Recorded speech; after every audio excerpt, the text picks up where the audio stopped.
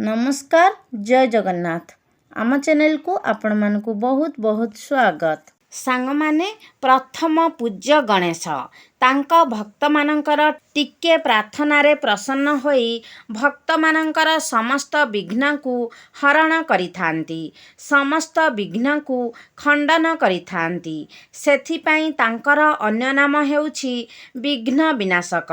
सांग माने एबे पार्वण ऋतुर आरंभरे प्रभु गणेशंक अवतरण हेबाकू जाउछि।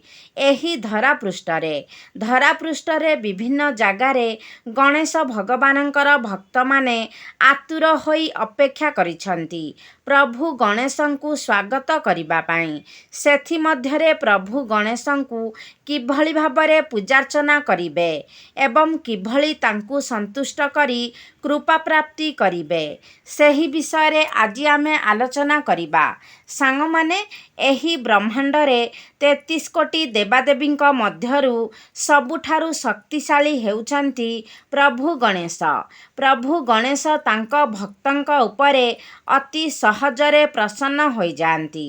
भक्तर टिके प्रार्थना रे विघ्नहर्ता जीवनर समस्त विघ्न को दूर करि दियंती। सांग माने भाद्रव मासर शुक्ल पक्ष चतुर्थी तिथि रे गणेश उत्सव आरंभ हेउछि।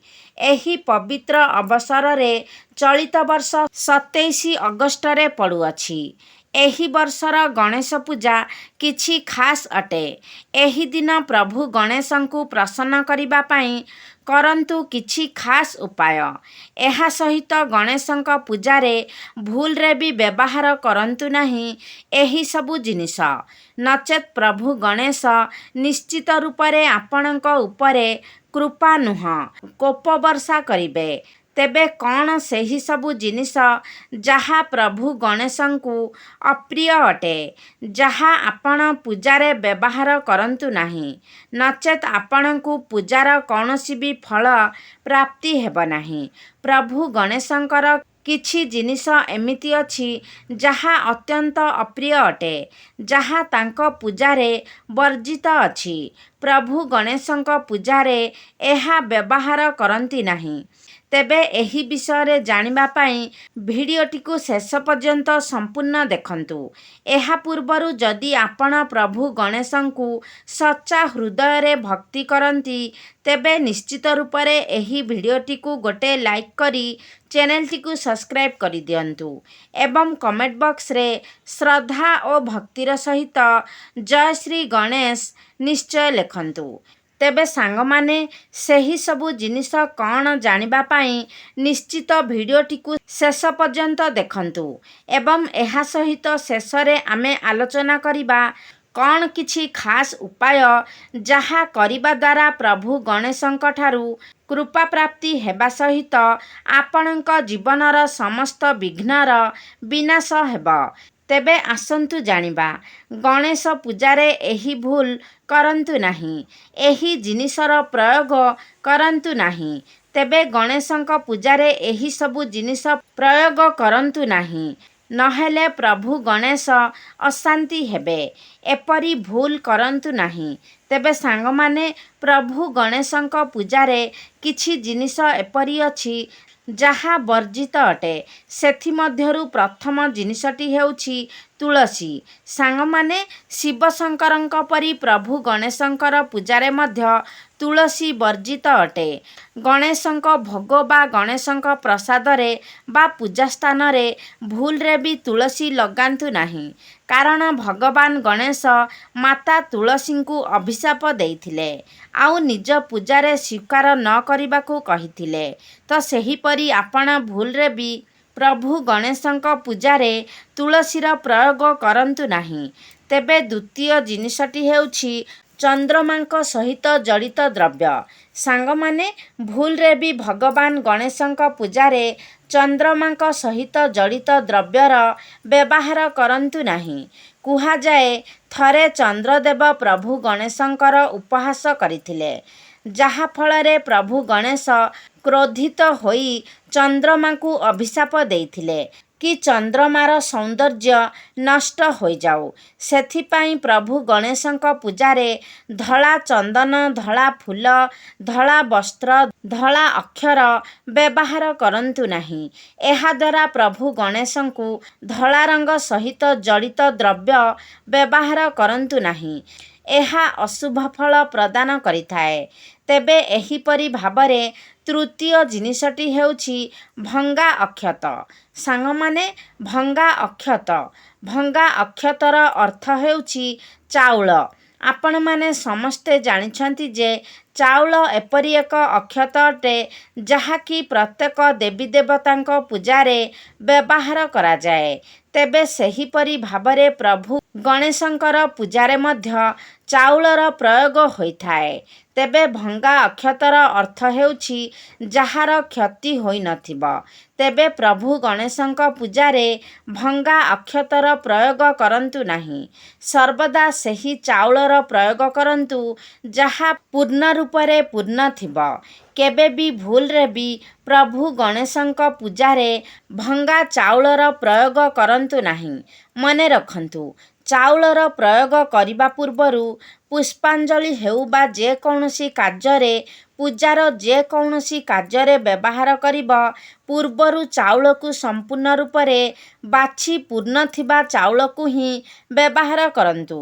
ନଚେତ୍ ଏହାଦ୍ୱାରା ଆପଣଙ୍କୁ ଅଶୁଭତା ପ୍ରାପ୍ତ ହେବ। ତେବେ ସାଙ୍ଗମାନେ, ତେବେ ଚତୁର୍ଥ ଜିନିଷଟି ହେଉଛି ଝାଉଁଳି ଯାଇଥିବା ଫୁଲ ବା ଫୁଲର ହାର। ପ୍ରଭୁ ଗଣେଶଙ୍କ ପୂଜାରେ ଝାଉଁଳି ଯାଇଥିବା ଫୁଲ ବା ଫୁଲମାଳର ବ୍ୟବହାର କରନ୍ତୁ ନାହିଁ। ସାଙ୍ଗମାନେ, ଏପରି ହୋଇଥାଏ, ଗଣେଶ ପୂଜା ଦିନ ସକାଳୁ ଆରମ୍ଭ କରି ବେଳେବେଳେ ଗୋଟେ ଗୋଟେ ଜାଗାରେ ସନ୍ଧ୍ୟା ସମୟରେ ପୂଜା କରିବାର ଆୟୋଜନ ହୋଇଥାଏ।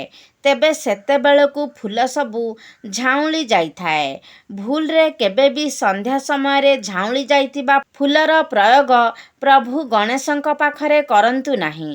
ଏହା କରିବା ଦ୍ୱାରା ଆପଣଙ୍କୁ ଦୋଷ ଲାଗିଥାଏ। ପୂଜା ସ୍ଥାନରେ ଏହା ରଖିବା ଦ୍ୱାରା ବାସ୍ତୁ ଦୋଷ ମଧ୍ୟ ନିର୍ମାଣ ହୋଇଥାଏ। ଏଥିସହିତ ଆପଣ ଦେଖିଥିବେ, ପୂଜା ଘରେ ବା ମନ୍ଦିରରେ ଯେତେବେଳେ ଫୁଲ ବା ଫୁଲମାଳ ଝାଉଁଳି ଆସେ ତାକୁ କାଢ଼ି ଦିଆଯାଏ। ତେବେ ସେହିପରି ଏପରି କୌଣସି ଜିନିଷ, ଫୁଲ ବା ହାରକୁ ସନ୍ଧ୍ୟା ସମୟରେ ଝାଉଁଳି ଗଲା ପରେ ତାକୁ ଗଣେଶଙ୍କ ପାଖରେ ବ୍ୟବହାର କରନ୍ତୁ ନାହିଁ। ତେବେ ସାଙ୍ଗମାନେ, ପଞ୍ଚମ ଜିନିଷଟି ହେଉଛି ଧଳା ଫୁଲ ବା କେତକୀର ଫୁଲ। ପ୍ରଭୁ ଗଣେଶଙ୍କ ପୂଜାରେ ଧଳା ଫୁଲ ବା କେତକୀ ଫୁଲର ପ୍ରୟୋଗ କରନ୍ତୁ ନାହିଁ। ଏହା ଅତ୍ୟନ୍ତ ଅଶୁଭ ହୋଇଥାଏ। ପ୍ରଭୁ ଗଣେଶ ଶିବ ବଂଶର ହୋଇଥିବାରୁ ତାଙ୍କୁ କେତକୀ ଫୁଲର ପ୍ରୟୋଗ କରନ୍ତୁ ନାହିଁ। ଆଉ ପ୍ରଭୁ ଗଣେଶ ଚନ୍ଦ୍ରକୁ ଅଭିଶାପ ଦେଇଥିବାରୁ ଚନ୍ଦ୍ରଙ୍କ ସହିତ ଜଡ଼ିତ ଧଳା ରଙ୍ଗର ପ୍ରୟୋଗ ପ୍ରଭୁ ଗଣେଶଙ୍କ ପୂଜାରେ କରନ୍ତୁ ନାହିଁ। ତେବେ ସାଙ୍ଗମାନେ, ଏବେ ଆସନ୍ତୁ ଜାଣିବା ଏପରି କ'ଣ ସେ ଜିନିଷ ଅଛି ଯାହା ପ୍ରଭୁ ଗଣେଶଙ୍କ ପାଖରେ ଅର୍ପଣ କରିବା ଦ୍ୱାରା ଆପଣଙ୍କର ସମସ୍ତ ମନସ୍କାମନା ପୂର୍ଣ୍ଣ ହେବ। ପ୍ରଭୁ ଗଣେଶଙ୍କୁ ଏହି ପବିତ୍ର ଗଣେଶ ଚତୁର୍ଥୀ ଦିନ ଆପଣ ମନ୍ଦାର ଫୁଲଟିଏ ନିଶ୍ଚୟ ଅର୍ପଣ କରନ୍ତୁ।